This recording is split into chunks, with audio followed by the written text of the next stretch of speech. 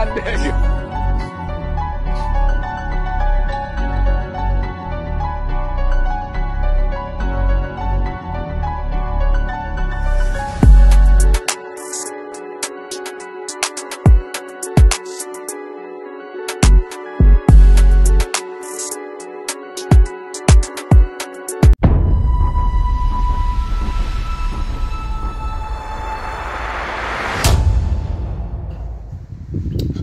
On va parler ici d'un profil assez intéressant et qui peut aider beaucoup de personnes parce que ce type d'individus sont en général dans la matière mais de manière perverse.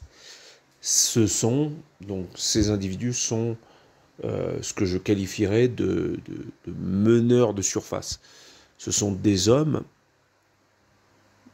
ça peut très bien être des femmes, mais en l'occurrence, là, pour le coup, les hommes qui ont ce type de profil sont plus dangereux. Ce sont des individus qui aiment être dans un groupe dans lequel ils sont les meneurs. Ils aiment contrôler leur environnement. Ils aiment être les leaders de leur groupe. Non pas parce qu'ils ont quelque chose à apporter au groupe, mais plus pour contrôler le groupe, pour être au-dessus. Ce sont des gens qui ont ce besoin et ils se sentent bien lorsqu'ils sont au-dessus des autres. Donc, ils ont plusieurs types de profils. Ils ont peut-être eu une enfance où on ne leur refusait rien et ils veulent continuer comme ça. Peut-être que c'était les cadets ou les aînés, toujours peut-être dans les extrêmes, et ils ont cette volonté de vouloir continuer à être au-dessus des autres et à un profil très narcissique. C'est-à-dire qu'ils ne veulent pas qu'on leur revoie une image trop désagréable, et donc ils doivent contrôler les autres. Ce sont des gens qui sont souvent bien perçus de leur environnement, qui ont une très bonne image de surface. Ce sont des hommes qui font dans la manipulation de groupe, ce sont des hommes qui vont être beaucoup dans la réputation et qui vont jouer les espèces de dieux. Ils vont définir qui est bon, qui est mauvais, et ils font beaucoup comme ça dans le gossip, dans la cancel culture. C'est-à-dire qu'on pointe du doigt quelqu'un et tous ensemble on dit que cette personne est mauvaise. Et en général, quand cette personne ne va pas dans leur sens, c'est comme ça qu'ils vont agir. Vous savez, ce type de personnalité manipulatrice peuvent avoir affaire à quelqu'un de très toxique, mais ils vont le couvrir dans la mesure où cette personne va dans leur sens. Et donc, ils peuvent être, par exemple, vous voyez, le profil grand, avec la voix, vous savez, très, très rauque, ou bien ils peuvent être normal, standard, mais chercher à impacter dans un domaine dans lequel, bien entendu, ils ne sont pas bons. Les gens qui sont dans la perversion, dans la manipulation, sont toujours mauvais dans tous les domaines, mais ils peuvent rentrer dans un domaine et être des personnalités emblématiques. Par exemple, admettons qu'ils soient dans le sport, ils vont trouver toujours un collectif de personnes qui sont dans ce sport, dans lequel ils ne vont pas vraiment performer, mais ils auront toujours droit de citer, et puis ils peuvent jouer les meneurs comme ça, ils peuvent donner des conseils aux autres, etc. Donc, ce sont des individus quand même assez dangereux, il faut quand même le signaler. Ils sont dangereux dans la mesure où vous répondez à un profil qui n'est pas celui de la matière, c'est-à-dire que lorsque vous rentrez dans son environnement, dans son cercle, dans lequel il a établi les règles avec des associés que sont son cercle social, vous devez vous plier. Et s'il voit que vous ne vous pliez pas, c'est-à-dire que vous répondez à un certain profil qui vous confère une personnalité assez singulière, on va dire le type de personne qui n'a pas besoin d'amis, le type de personne qui est très bien lorsqu'il est seul, le type de personne qui a des qualités et qui ne cherche pas à soudoyer les autres et qui ne cherche pas à s'affilier au groupe pour se permettre d'en tirer donc des bénéfices. Quelqu'un qui n'est pas du tout dans ça, quelqu'un qui n'a pas besoin de ça, ça va tout de suite énerver le meneur. Vous allez énerver le meneur. Il ne va pas vous aimer dans un premier temps, il va feindre la sympathie, la personnalité agréable, mais très vite, si vous avez du caractère, vous allez vous rendre compte qu'il y a une faille. Et donc vous allez changer de visage, ou vous allez l'éviter tout simplement. Et là, il va changer de face lui aussi. Il va changer de face, il va commencer à colporter des rumeurs sur vous, où il va être très désagréable, mais dans l'hypocrisie. Il faut savoir que ce ne sont pas des leaders authentiques. Qu'est-ce qu'un leader authentique? Un leader authentique, c'est quelqu'un qui a une idée, et il est obligé d'être un leader, malgré lui, pour faire valoir son idée. En fait, son idée, c'est le leader. Le véritable leader, c'est l'idée. Donc il n'a pas le choix, il a une vision, et donc il doit la faire valoir comme un scientifique, comme un intellectuel, comme un penseur, quelqu'un qui arrivera avec quelque chose de nouveau et qui devient un leader malgré lui. Ce n'est pas du tout le cas de ce gourou, de ce leader, qui n'est leader que par soit son charisme, qu'il prend beaucoup de temps à travailler d'ailleurs. C'est quelqu'un qui va travailler beaucoup sur sa posture, sur sa manière de se tenir, toujours avec un ton très directif, on dirait un soldat. C'est quelqu'un que vous ne verrez jamais dans une position de faiblesse. C'est quelqu'un que vous verrez avoir des gestes très calculés, sans pour autant être seul. Ça peut être compréhensif, pour quelqu'un qui est seul. C'est très dangereux lorsque vous êtes seul, vous êtes isolé, donc vous êtes forcément en proie à soit la méchanceté des autres, soit à la manipulation, soit le guet-apens. On peut vous agresser quand vous êtes seul, donc c'est normal que vous ayez vos habitudes.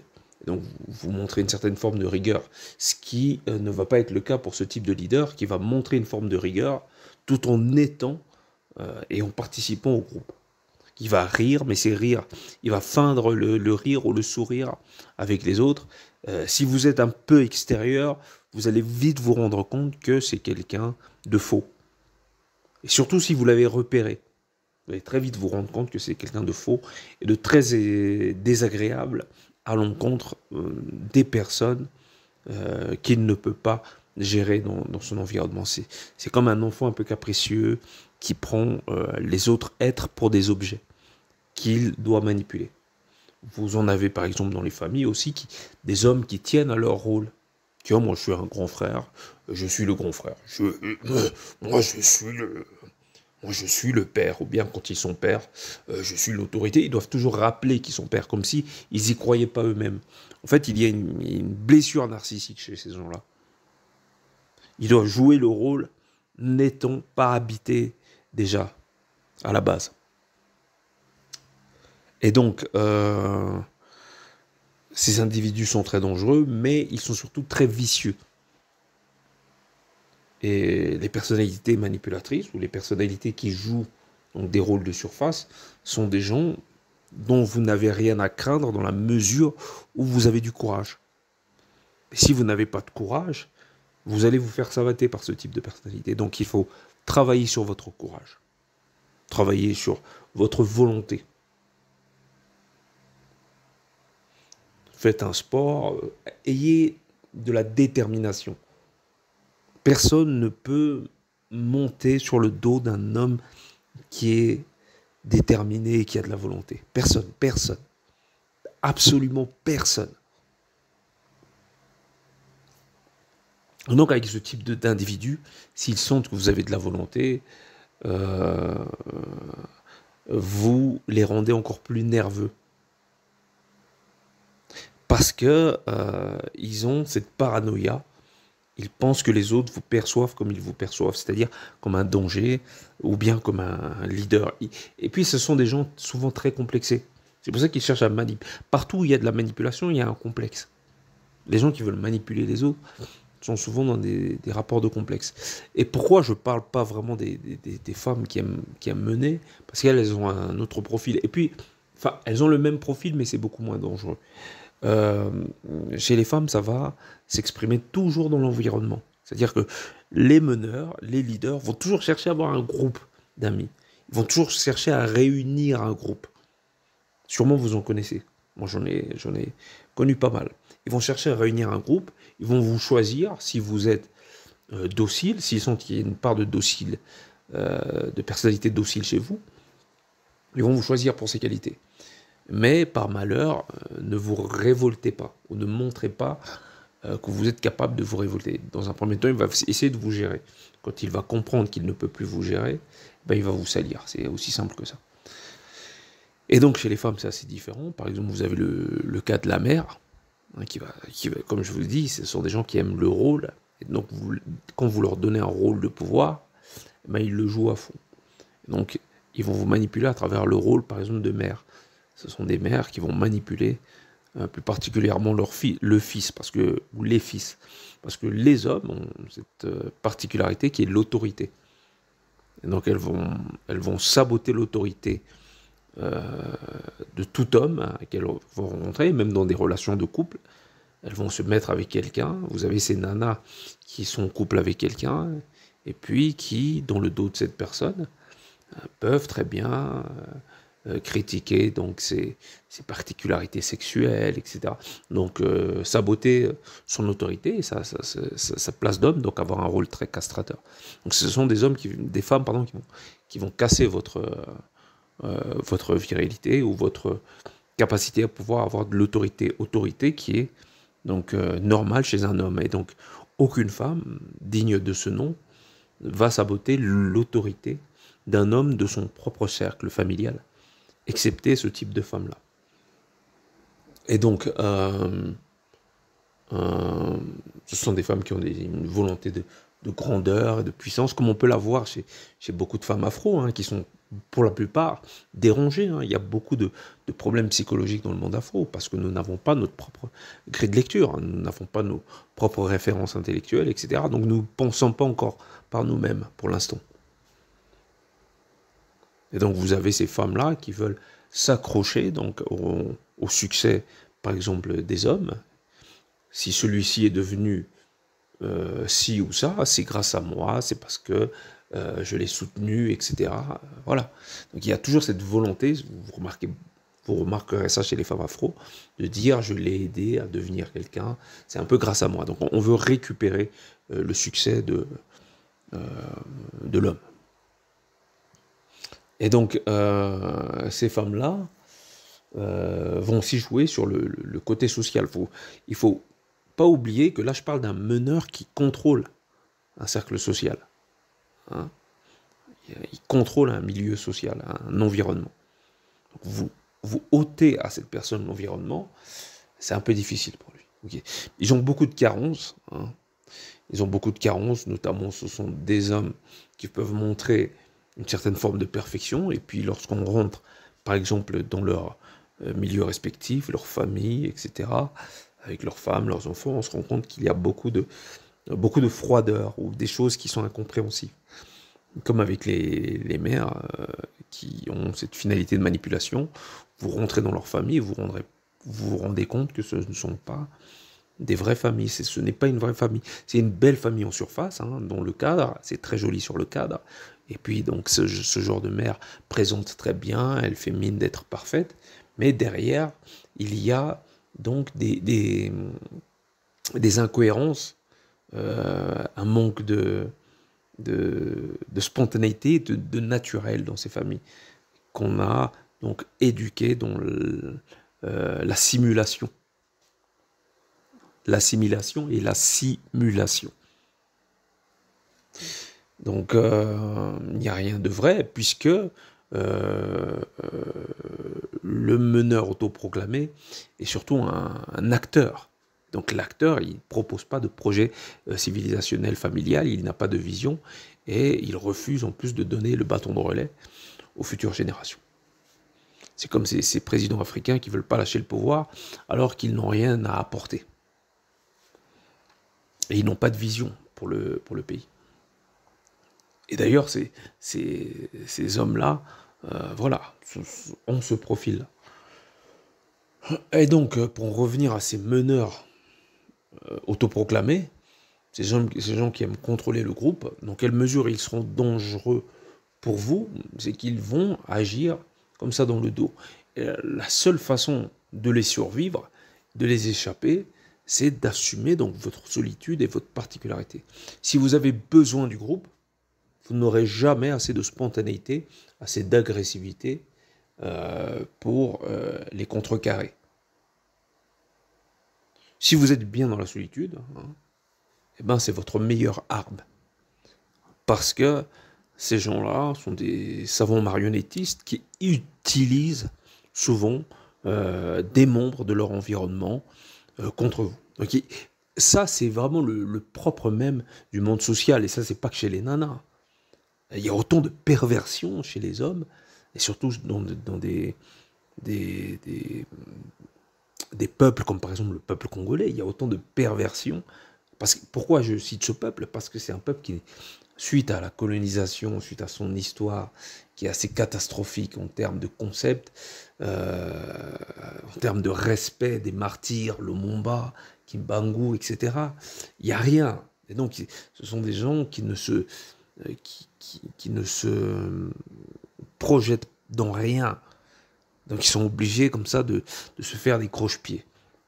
Donc, dans ce type d'environnement, avec ce type d'hommes, ben, souvent, vous avez affaire à des hommes pervers, où il y a beaucoup de manipulation. Ce sont des hommes où il n'y a pas de solidarité. Donc, ce sont des hommes avec des comportements qu'on peut retrouver dans les milieux où il n'y a pas de projet civilisationnel, en gros, des milieux de nanas. Où ça pinaille, où ça joue sur les réputations, etc. Donc voilà, ces hommes-là créent une atmosphère où ce qui compte, ça va être la réputation. Ça va être le paraître. Où tout va être présenté comme parfait. Aussi bien l'homme que la femme. Donc j'ai cité la mère, parce que ça c'est un peu la plus dangereuse. Donc vous ne pouvez pas avoir de pouvoir si vous êtes une femme célibataire, isolée, et que vous avez ce type de profil. Vous n'avez de pouvoir sur rien du tout, ni personne. Mais par contre, si vous êtes mère, ou si vous êtes une grande sœur, etc., et que vous avez du pouvoir sur votre environnement, ou sur des petites sœurs, etc., vous pouvez faire beaucoup de dégâts. Alors que si vous êtes une femme isolée, ça va être très difficile. Et ces hommes sont souvent dans... Les hommes, par contre, eux, ils sont souvent dans un environnement. Eux, ils vont essayer plutôt de dompter un environnement professionnel. Hein, ils vont souvent se mettre au-dessus, ou dompter un environnement amical, hein, avec des amis, un groupe d'amis. Ils adorent avoir des groupes d'amis, ces petits cons. Ou au sein de la famille, ils vont essayer toujours de dominer. Donc ce sont des hommes qui souvent veulent une famille pour pouvoir avoir des objets à disposition. Hein, des objets au travers de leur progéniture. C'est assez glauque, mais vous inquiétez pas, ça se termine assez bien pour les personnes qui savent utiliser leur tête. Et donc, là où ça va être plus facile, lorsque vous êtes, par exemple, en proie donc à une matriarche qui est dans la manipulation, c'est qu'à un moment, vous devenez agressif. Vous devenez très masculin, vous devenez... Voilà, à un moment, vous rompez avec toute la moralité qui vous a été inculquée. Donc cette agressivité-là fait peur. Elle va se rappeler, la matriarche va se rappeler qu'elle est une femme et qu'elle est limitée dans son champ d'action. Avec l'homme, ça va être plus ou moins pareil, je pense, parce que l'homme, le meneur autoproclamé, a des caractéristiques très féminines. Il est dans la manipulation, un homme est dans la confrontation. Et bien entendu, ici, je ne parle pas d'un meneur qui arrive, qui dit « je suis le meilleur, je veux être le boss », etc. Quelqu'un qui va vous la faire en face. Non, je parle de quelqu'un qui est là, avec une voix rauque, qui parle comme ça, et puis qui aime être visible, mais de manière perverse. Vous voyez, dans le sens où c'est quelqu'un qui n'aura pas la prétention d'être le meneur, qui va dire qu'il n'y a pas de meneur, mais qui va se comporter comme un meneur.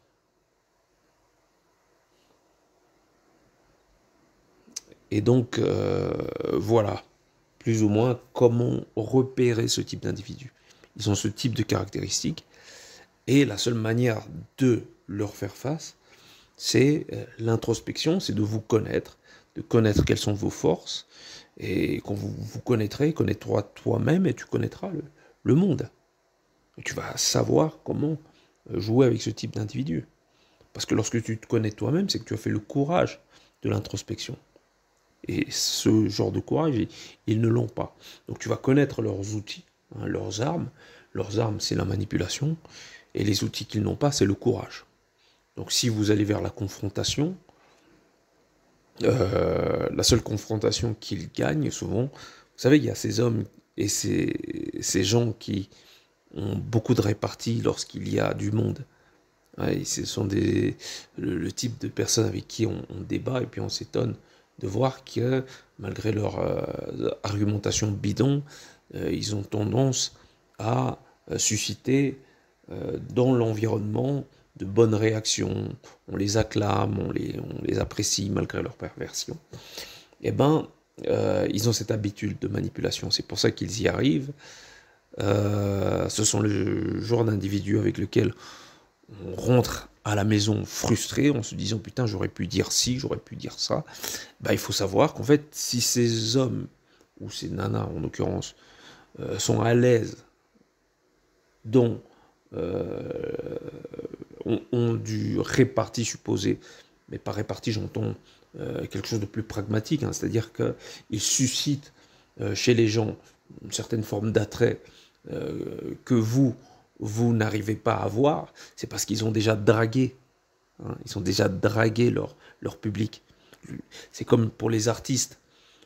Pour reconnaître le talent d'artiste, il faut avoir quand même un goût prononcé pour les bonnes choses. Il faut avoir un attrait pour le beau. Donc c'est très rare les gens qui apprécient un artiste via leur singularité. La majorité des gens apprécient un artiste que parce que celui-ci est matraqué sur les ondes, est matraqué à la télé, donc ils le connaissent et donc ils font semblant d'apprécier, mais en fait ils suivent juste le troupeau. Et si ces personnes, ces individus ont l'ascendant sur vous dans des espèces de joutes verbales, c'est parce que le public est déjà séduit. Et vous essayez de séduire un public à travers vos arguments, alors que la majorité des gens sont limités. Ils ne comprennent pas ce qui est pertinent, ils ne font pas la différence entre ce qui est pertinent et ce qui ne l'est pas. Donc ça ne sert à rien de rentrer chez vous frustré et de dire « j'aurais dû dire ci, j'aurais dû dire ça », puisque peu importe ce que vous dites, à moins de trouver ce qui fait mouche, ce qui peut arriver, hein, par chance vous trouvez la phrase qui fait mouche, vous êtes inspiré ce jour-là et vous trouvez le bon truc, mais en général, si on reste sur le rapport humain, le rapport sociologique, vous perdez. Vous perdez non pas parce que vous avez moins d'arguments ou parce que vous êtes mauvais, vous perdez parce que votre interlocuteur a déjà séduit le public. Et donc, c'est pour ça que je parle de solitude, parce que ça ne sert à rien de faire comme lui. Vous ne serez jamais aussi bon qu'un pervers dans l'art de la manipulation et dans l'art de séduire un public. Lui, c'est un rhétoricien, il sait comment se vendre. N'allez pas vous vendre. Se vendre, c'est se prostituer. Mais lui, il n'a pas le choix parce qu'il n'a pas votre intériorité. Et c'est la raison pour laquelle vous allez vous retrouver donc en confrontation. Et vous allez vouloir en finir avec lui, mais à travers donc la validation du groupe. Mais le groupe, c'est ce sont les moutons. Et donc, ils ne vont jamais vous valider, puisque le groupe cherche le berger. Et en l'occurrence, le berger, c'est votre interlocuteur, donc lui, le meneur, celui qui se présente comme un meneur. Le groupe, la masse, ne suit que ceux ou celui qui leur a été matraqué, soit par les médias, soit par leur village, voilà, celui dont on parle. Donc si vous aimez tchatcher, blablater, etc., et que vous tombez sur un mouton, le mouton, il va gober tout ce que vous dites. parce qu'il n'a pas du tout un outil cérébral lui permettant de discerner le vrai du faux. Donc ça ne sert à rien de vouloir draguer les masses ou la foule, d'être apprécié par la masse, par la majorité, par votre environnement, parce que ça ne marchera pas. Ce n'est pas la vérité qui compte avec la masse. Ce qui compte avec la masse, c'est le matraquage. Quelqu'un qui le drague à longueur de journée, alors que c'est une merde, c'est quelqu'un qui vit de manière bancale, de manière banale. On a besoin de lui pour payer des impôts, on a besoin de lui pour remplir les quotas, mais il n'existe pas plus que ça, et donc il va être récupéré par une grosse merde comme ce manipulateur-là. Et vous n'êtes pas du tout sur la même longueur d'onde, ne serait-ce que de leur berger, et ne serait-ce que la même longueur d'onde que ces moutons-là. Ça ne sert à rien d'essayer de séduire l'un ou séduire l'autre. Vous êtes hors jeu. Il faut savoir accepter votre supériorité. Ce qui est très difficile pour quelqu'un avec de la sensibilité, cette sensibilité qui vous permet d'avoir de la singularité. Et donc il faut vous connaître. Voilà pour les meneurs. Donc vous n'avez pas besoin de leur botter le cul. Ils sont déjà malheureux. Merci, au revoir.